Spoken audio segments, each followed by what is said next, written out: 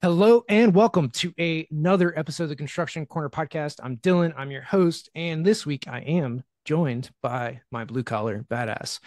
Guys, if you've been listening to the show, we've been talking about systems, we've dove through meetings, and we're going to continue around this kind of theme of what you need to do to increase kind of operational efficiency and effectiveness within your firm. Today, we're going to talk about, if you can read the title too, about caring, and nobody cares more than you as the leader and owner of the firm. But first, Matt, how's it going, man? Going great, man. It is busy season as usual this time of year, so I apologize for missing a couple shows there, but finding time is at a premium these days, as with you, I'm sure. Yeah, man. It is busy season. We are swamped and continuing to go after projects. Got a lot in the pipeline. I think that's really for all you guys out there. And I kind of hit on this last week is focus down, make sure you're going after projects, make sure you're filling that pipeline. And make sure you're going to listen to the rest of this episode to figure out how you can get your employees to care as much as you do. Yeah, and I say busy. I use that because it comes off the tongue easy, but I don't mean busy in a bad way. That actually the term even pisses me off. It's productive season, right? I'm not bitching. We're very productive at all times of year, but when it's warm out and the sun's shining, and if it ever does stop fucking raining here in southeastern Michigan, we are super productive on all fronts. So busy is not a badge of honor in this field. It is productivity and efficiency. Absolutely. Yeah, man. I mean, this is going to be like for me one of my higher billable months and invoice months. So this is going to be great. And then again, our pipeline is getting pretty full. And if we win a fraction of the proposals that we have out, it's going to be, it'll fill most of the rest of the year, which is pretty cool. It's very cool, man. And there's a surefire way to keep that pipeline full, and that's what we're going to start talking about today. It's more of the foo-foo side of the industry, but it's no less important than running meetings. It's no less important than recruiting. It may be the most important thing in as far as I'm concerned. Yeah, man. And well, we were just talking before this is, if you're the leader, manager of a firm, somebody that people want to talk to, usually you're on the phone for a lot of your day. And the only time that you can get anything productive done is in the wee morning hours or, after everybody's gone home. And it just makes for really long days because you're on the phone for probably 4 to 6 hours a day.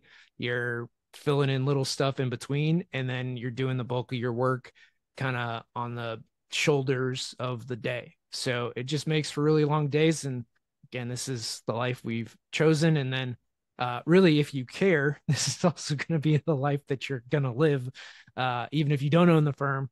It's really just how things end up going. I mean, I know I've lived this way for a long time, especially, now again, being on projects where people are calling and going through problems and issues and all the other things that happen, or they have a, wild thought and decide to give you a call. That's usually how it goes.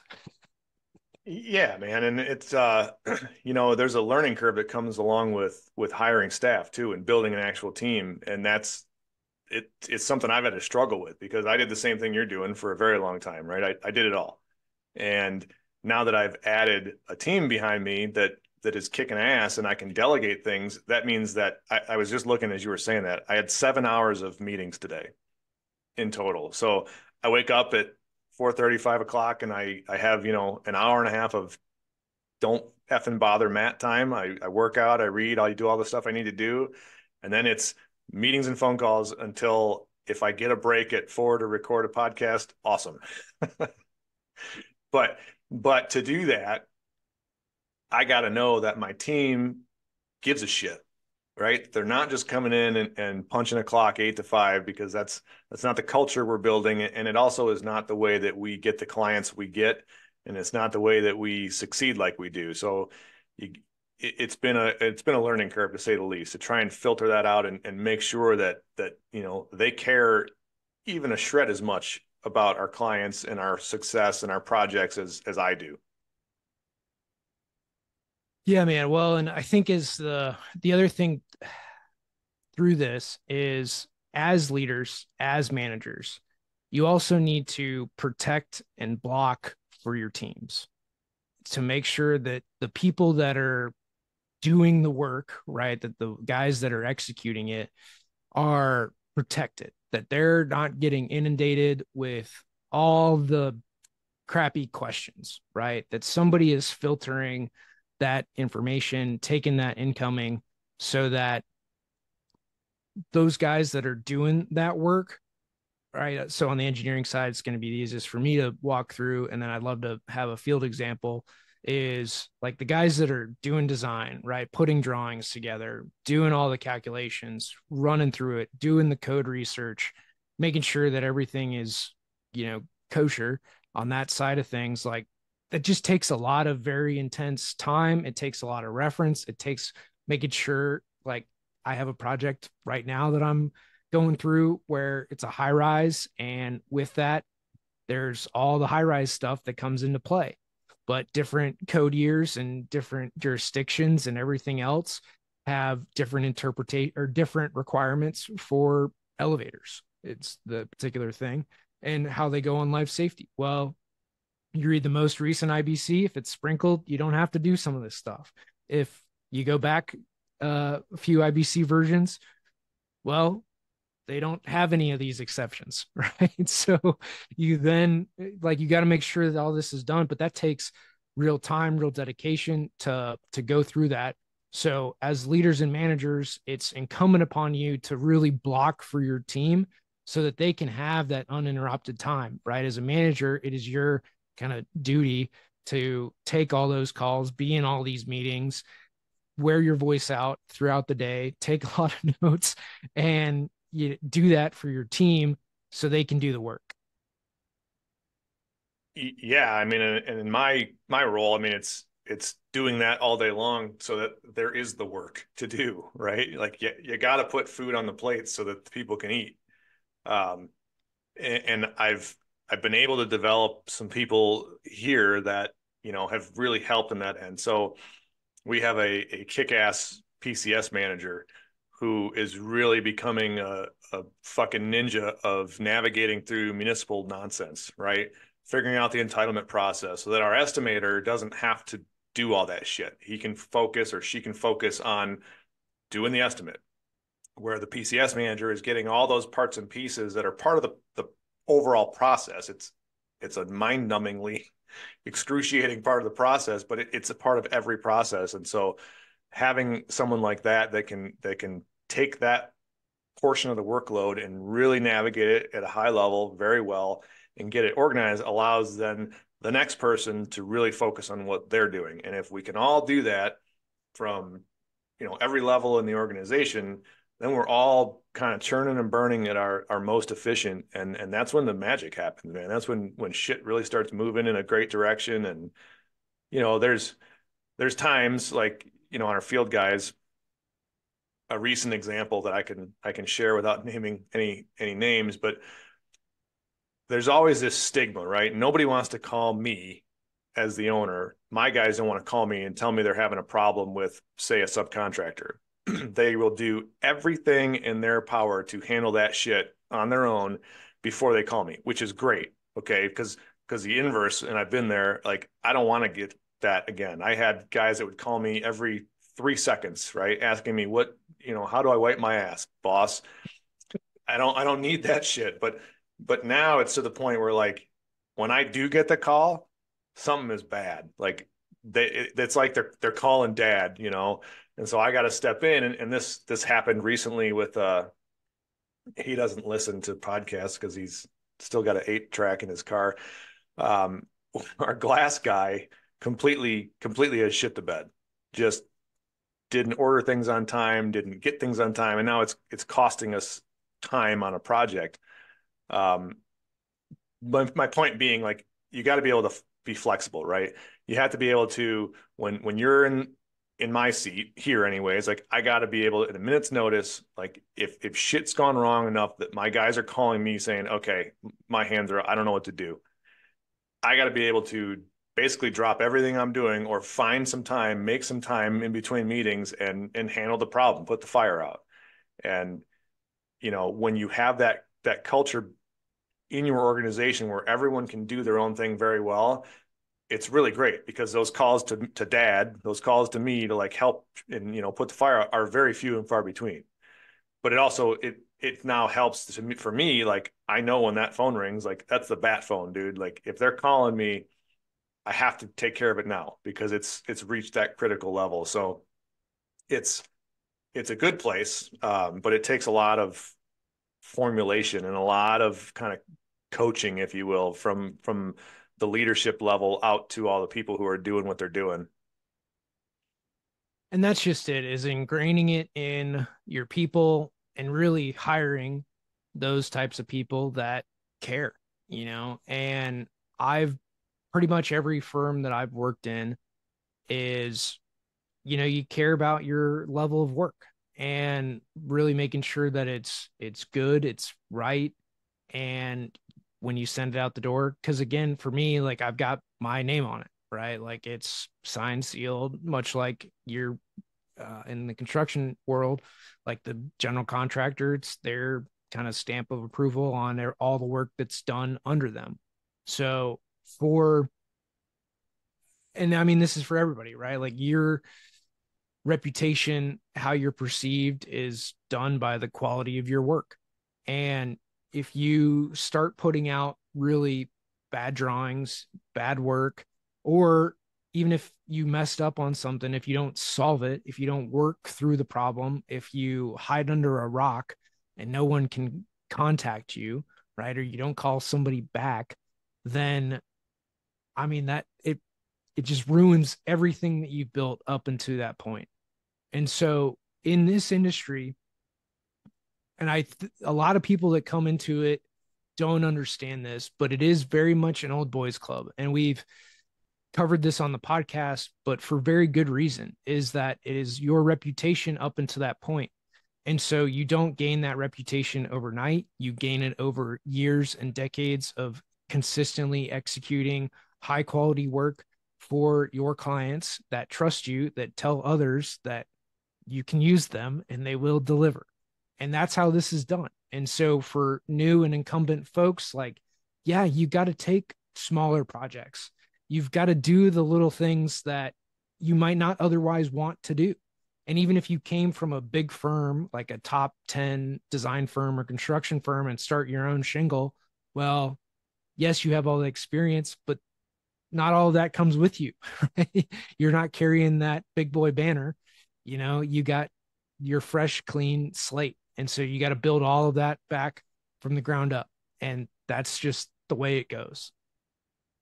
It is the way it goes, and you have to recognize that shit takes time.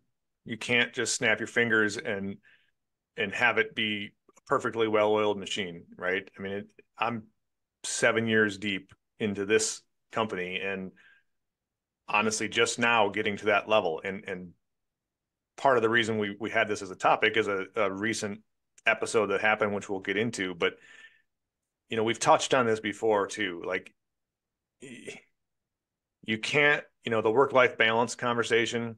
Like as an entrepreneur, like there is no fucking work-life balance. It is work and life, and that's it. Like it's all 100%, 100% of the time, and that's the life that we signed up for. But never, ever, ever can you expect the people that work for you to have that same mentality. Not to the level that you do, right? Like you and I, we work at a level that most people would not be able to, and that's just the fact. It's not blowing smoke up our ass. We're insane, right? There's this insatiable urge to just produce and create and keep grinding, and that's all fine and good. I mean, we need people like us, but we can't expect our people to be just like us in that way. They don't need to have that crazy drive, that crazy grind, but we don't want them to be time clock punchers either, because that doesn't help anything at all. And in the long run, that'll kill your organization, frankly. Um, I don't know, man. There's a lot I think we could get into on this one. It's an interesting topic to me. The The thing you cannot have is people that don't care. You've probably worked with some of them in your career, and the people that don't care are basically cancer, right? Especially in construction. Because if you don't care, you're not going to solve problems. You're going to let things fester. You're not going to return phone calls. You're going to avoid basically being responsible for anything. So when you don't care, you can't be effective in this industry. Period. End of story. So like you've got to remove those people of like not caring. Then there's that level, that bottom tier of people that like you just can't allow in your business.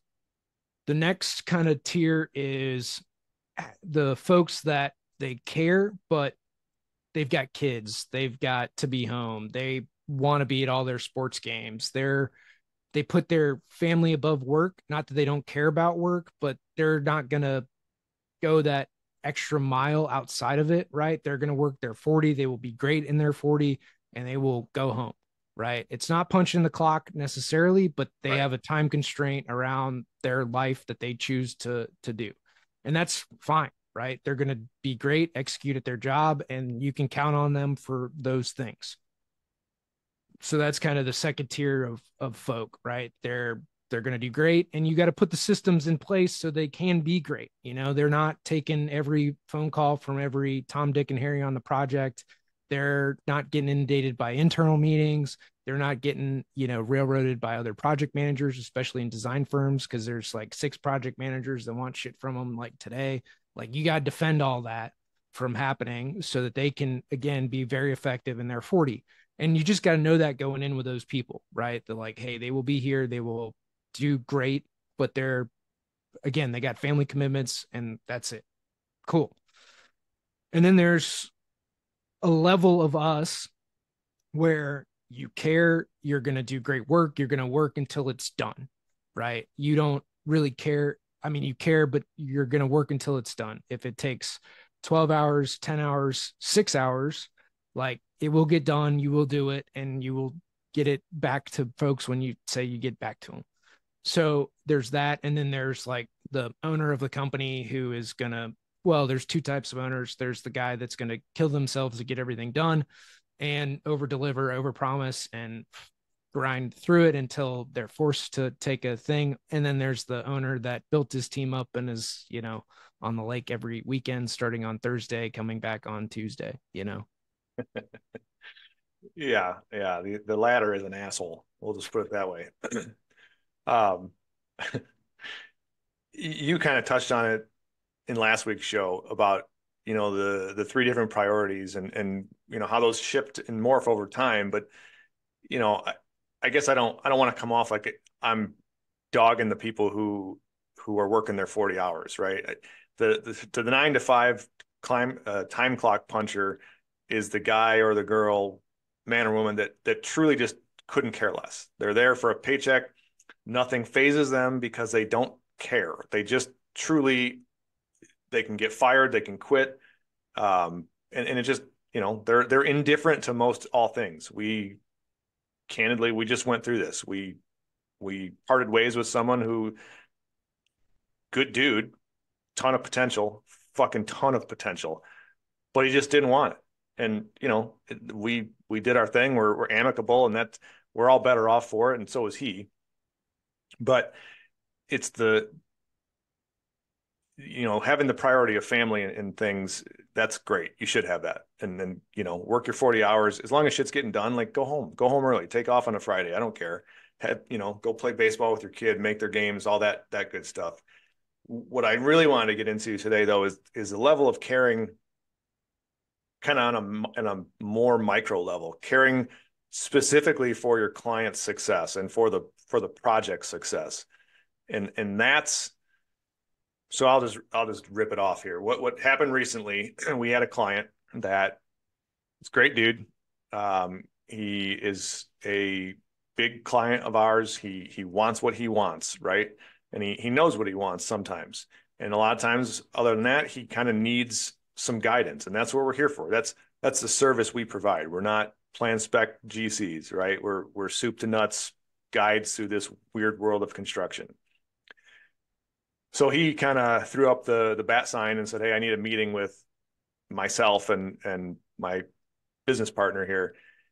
And so we had the meeting. We took 2 hours and we got creative, man. And actually, as unfortunate as they are when those meetings have to happen, I don't, like I said, I was in 7 hours of meetings today. I don't often have a 2 hour block that I can just create out of thin air. But that's when I have the most fun too. It reminds me of when I was in the trenches, right? So we spent 2 hours bouncing ideas back and forth, brainstorming, scribbling on paper, getting out architectural and engineering scales and like doing the work. And we solved the problem. And at the end of it, I asked him, I'm like, so just out of curiosity, like why did this have to happen here? Is my team doing something wrong that I need to know about? Because if they are, I need to fix it. I need to be aware of it. And he said, no, they're not doing anything wrong, but they'd never do this, what we just did. And it kind of hit me. And so client leaves and I grab Jason and I'm like, here's the deal. I just figured it out. And I don't know why it took me 44 years to figure this out, but nobody cares about our clients and their success as much as we do. And that is a cultural issue that we're going to start working towards. And it's not a matter of you got to work 80 hours a week instead of 40. It's not a matter of, you have to bend over backwards and do every single thing that a client asks you to, because that's dangerous too. But it's a matter of we have been tasked with being the fiduciaries and the leaders to this dude, in this case, this guy, who doesn't know anything about development at this level. He's never done it.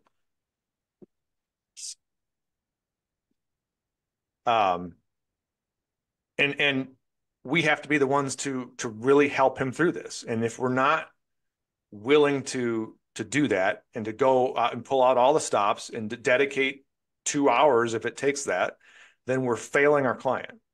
And if we start failing our clients, well, then we're not going to be around very long, because that's our value proposition is we can assist, guide, and lead our clients in everything they need to do. And again, I don't expect all of my people to, offer up a 2 hour block of time and scribble on paper to do this. But if that's what it takes to solve a problem, then yeah, like that's what you should be doing. That's what we should all be striving for. And it's a project first mentality. One of our new guys here brought that term to me the other day, and I love it. It's this project first mentality on everything. Like there are zero options here. It is succeed or die. And to get to that level, you have to have such a deep emotional connection to the people that are paying us, the people we're working for, that you'll do whatever the hell it takes. And that's the part of this conversation where I get a lot of heartburn. Like I need all of my people to have that level of intuition, that level of perseverance towards the success of the project for the client.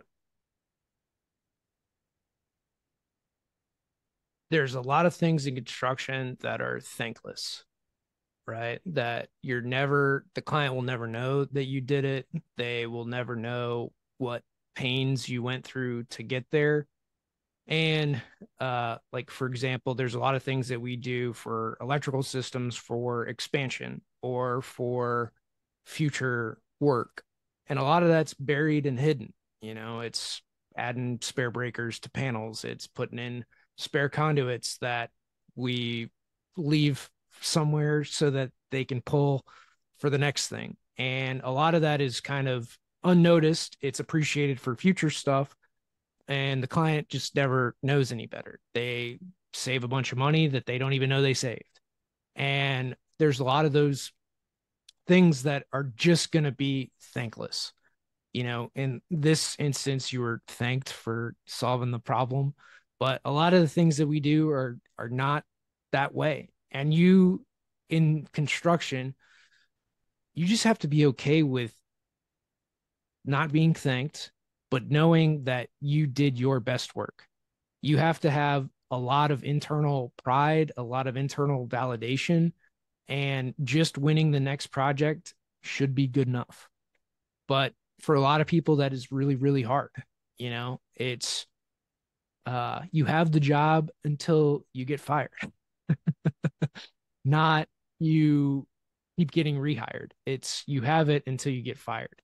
And that's really more the frame to look through is everything that you talked about is you did that not to get fired rather than to continue to get hired, right? That you get it and you're maintaining that relationship and keeping it. It's a very big frame switch of you're doing everything to keep your job as if you were trying to get hired every time, but it's really that you're trying not to get fired, but it's a frame to look through, um, in that you want to continue to win for that client. And a lot of people just don't have this. It's the thing that separates, I think, in pretty much every industry is who you care about, right? Are you caring for you or are you caring for the outcome of the team, the project? And so I really like that project first mindset is you doing this for the good of the project or the good of Dillon, right? Who are you You, doing yeah, it for? yeah. Andy Frisella has a good phrase on it too, and it's the one client at a time mentality, right? How do you build an empire? One client at a time. And it rings true in what we're talking about now just as much because we can't do what we do without clients, right? And if you're just going to be one of those guys that is, you know, aiming for satisfactory, aiming for squeaking by, like it's not a company that's going to survive. Or maybe you can squeak by for a very long time. I guess I shouldn't say that. I've seen companies who make a living by squeaking by, but they, they get a reputation in the market. People don't hire them twice, and those are the companies when the market does go south, does tank, and it'll happen again. Those aren't the companies that are going to make it through. They're the ones that are cast to the wayside because everybody knows, okay, these guys are going to do it just to make a buck. And believe me, I like making as many bucks as we can. We're we're in an incredibly stressful industry. If you're not making money and a decent amount of it, you're go do something more fun, less stressful. But you got to have that. There's a balance. You have to be able to be willing to do the thankless stuff. I'm glad you brought that up. You got to be willing to do the stuff that may never get noticed. And when you do that stuff, and then it does get noticed, sometimes it's a week, a month, a year down the road, and it's happened to me frequently. We'll have a conversation with a client way after the fact, and something will come up, and be like, "Did you actually do X, Y, and Z without telling me?" It's like, well, yeah, that's what we're here for. We're here to insulate you from the chaos that we live in. We're attuned to it, right? In the construction world, like if you're crazy enough to be in this industry, you're used to the stress, you're used to the task at hand, to the hours, to all the shit we go through. Nobody else outside of our industry, our circle, is used to that level of chaos. Not many people. And so if you can successfully insulate your client from our chaos, they'll recognize it at some point. Like I said, it could be a decade down the road, but who gives a shit? If you can do that, then you're really running a successful outfit. If you can make it easy for people, that's the number one value proposition you can bring to this game. And the cool thing about that is your brand will be highly enhanced whenever they do find out because you weren't gloating about it, you weren't parading it around, and they'll have a lot more respect for you and what you do and how you carry yourself than if you were to tell people everything that you did. Oh, And 100%. 100%. it goes and this is like it's the soft side of kind of construction. There is an art to a lot of this. It's a lot of subtleties and nuances and how you carry yourself. And then when I do a lot of this stuff and what we're talking about is I try to explain my thought process to clients. As we go through this, like, hey, these are why I made if we're questioning something or walking through it, like I'm trying to educate them, but also explain how I think about it. That, hey, if we have any issue with any of this, like line of thinking, please let me know, right? Like we can now fix these things and it educates them. It helps me to just like talk through it in a very logical manner. And again, they can follow my thought process. So down the road, if something were to occur, it's like, well, I see why we did it that way. But okay, if we, AHJ wants what AHJ wants, okay, well, that's what it is, right? Like those are, but we can at least have the conversation about it. And again, this is a very soft science, a lot of touchy feely and going about this. And you kind of, it when you see it. Either way, right? You know when somebody isn't caring enough, when somebody's like kind of caring too hard, right? Enforcing the matter. And there is some Goldilocks sweet spot and how to really coach around that. It's not an easy thing because it's situational. Every case is different. Every client is different. And it's something you just kind of learn by osmosis and having good examples to follow. Yeah, and a good mentor of mine used to always say that the construction that we do is really it's a blend of art and science, right? And it, my psychology degree is not put to waste in this industry. But don't mistake what I was saying for like we need to be overly cushy and overly, emotional because that ain't gonna happen either. We're all fucking pirates at the end of the day. It's just what you said though. It's having the mindset to help, and whatever that takes. If that means we gotta work extra hours, we're gonna work extra hours. If that means we gotta whatever, go let somebody's dog out during the day, then we'll go let the damn dog out. And nothing is above any of us. It comes down to like you care, it solves a lot of issues, right? Like in defining care is going to be hard. It looks different in all stages of your career, your projects, your clients. Like I've brought guys like chips and salsa, like appetizer plates from Chili's because it was 8 o'clock and we were all still in the office trying to get projects out. Like, I mean, this has, yeah, from letting dogs out to, helping a guy out to giving him a ride to, I mean, you name it, right? This comes in all flavors. But at the end of the day, if you care, it's going to solve a lot of issues and it will make your team better. And then you just get rid of the people that don't care, don't give a shit, don't really want to be there, and get rid of them fast. Here's a fucking super high level industry secret that I'm going to drop here. So for anyone that's still listening, you should write down this book and you should go buy it and read it right now. It's called Unreasonable Hospitality by a guy named Will Guidara. I'm not going to get into it, but I can tell you that if you read this book and you actually think about how it pertains to your industry, whatever industry you're in, you will find a way to make a company that is unbreakable. Because when you can do what we do, what you and I both do collectively at a high level and make people feel special, we'll leave it at that. You're unstoppable. And we're not powdering anybody's ass. We're not taking care of babies here, but there's a way and a means to make this shit that we do fun and to make it fun for our clients too. Absolutely, man. I mean, the teams at the highest level are able to get the job done and have a good time doing it. I mean, I heard that right from Chad Wright on a training mission I did with him and his team. I mean, so Navy SEALs and doing very hard stuff in very rugged environments, are still having a good time, still joking around, still getting the job done. And you can do that too. That's all I got, man. I think that's the key is just be a good dude, be a good woman, have fun with it, but make your client first, make your project first.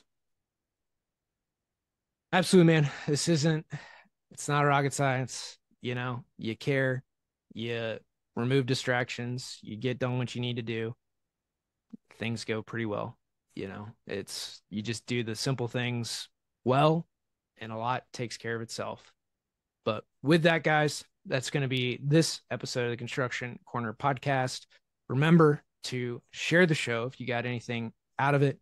And until next time.